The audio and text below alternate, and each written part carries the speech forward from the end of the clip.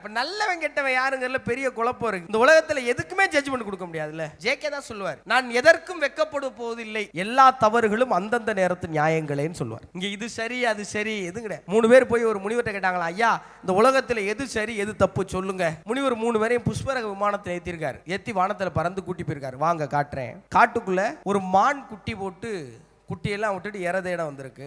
ஒரு புலி குட்டி போட்டு அதுவும் இறதேடம் வந்திருக்கு. இப்போ இந்த புலி மானை அடிச்சு சாப்பிட்டுருச்சு. இப்போ இந்த முனிவர் கேட்டிருக்காரு, இப்போ நீங்க ஒரு காட்சி பார்த்தீங்கல்ல, ஆமா 2 குட்டி போட்டுருக்கு, மானு புலியை சாப்பிட்டுருச்சு, இதுல எது சரி எது தப்புன்னு கேட்டிருக்கேன். அப்ப ஒரு ஆள் சொல்லியிருக்கேன், எங்க புலி பண்ணது தப்புங்க, என்ன இருந்தாலும் குட்டி ஓட்டமான சாப்பிடலாமா? முனிவர் டக்குன்னு பிடிச்சி கீழே தள்ளி விட்டாராம். அவன் சொன்னது தப்புன்னு. மீது 2 பேருக்கு உசுறு நடுக்குது. ஐயா இதுக்காயா விமானத்துல கூட்டிட்டு வந்த அப்படின்னு. அடுத்தவனை கேட்டிருக்காங்க, நீ சொல்லு. இல்லங்க புலி பண்ணதான் கரெக்ட், என்ன இருந்தாலும் அது சாப்பிட்டதானே சரி. அவனையும் தள்ளி விட்டாராம். அவனும் செத்து போயிட்டான். இப்ப கடைசி ஆள், ஐயா எனக்கு தெரியாதுங்க எது கரெக்ட் தப்புன்னு இருக்கான். நீ தப்பிச்ச வான் குட்டி கொண்டு கீழே இறக்கி விட்டுருக்காரு. இப்ப இங்க எதையுமே நீங்க சரி தப்புன்னு ஜட்ஜ் பண்ணவே முடியாது.